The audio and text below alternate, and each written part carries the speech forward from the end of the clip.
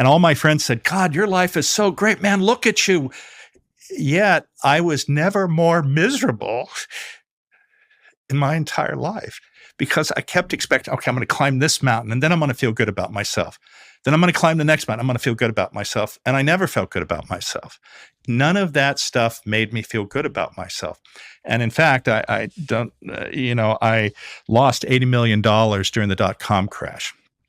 And as a result, of course, that gets your attention because I was $3 million in debt and I had a $15 million loan. And as a result, I went through a period of deep self-reflection because I wanted to understand what mistake had I made in this process because I'd done everything, I thought. And it was because I was focused on, look at me, I did this, make me feel good about myself. And that's what I was chasing. And it didn't help me. And so here I am having to deal with this massive loss. I'm selling all of this. I had a Ferrari, a Porsche, a Range Rover, BMW, a Mercedes. I had a several $1 million house overlooking the bay. I had to sell all of this stuff. And it was interesting. During that situation, I had to deal with my banker, of course, who wanted his money. And I had to deal with my lawyers because I had set up a variety of different trusts. But I had set up a charitable trust and had put stock into it. And honestly, it was probably a tax avoidance thing. It wasn't because Jim Doty was super nice, right? So I was dealing with my lawyer, and he said, look, Jim, I have some good news for you.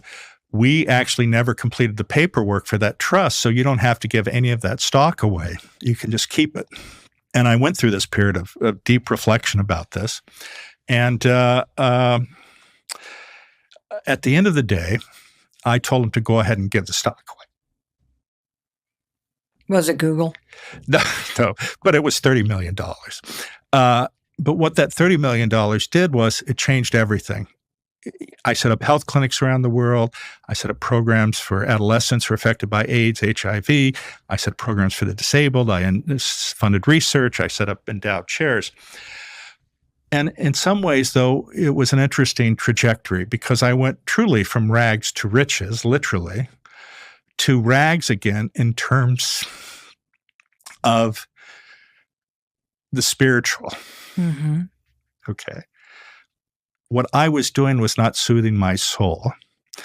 And so when I gave everything away, being in the face of $3 million in the hole, that is when everything changed.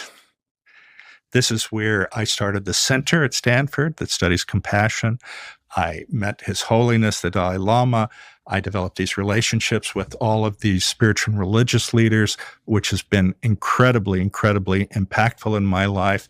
And so it's a different rags to riches, right?